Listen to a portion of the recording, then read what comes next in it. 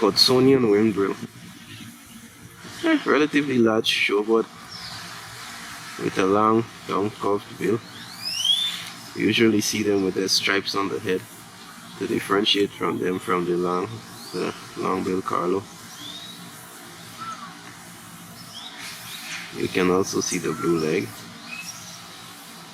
In the background we hear a chakalaka. Hudsonian Whimbrel.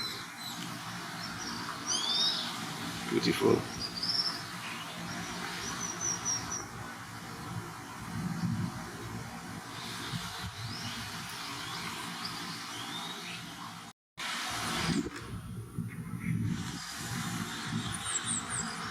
Whimbrels. You can see the blue leg, nice mottled back, brown overall, with that clear white center head stripe.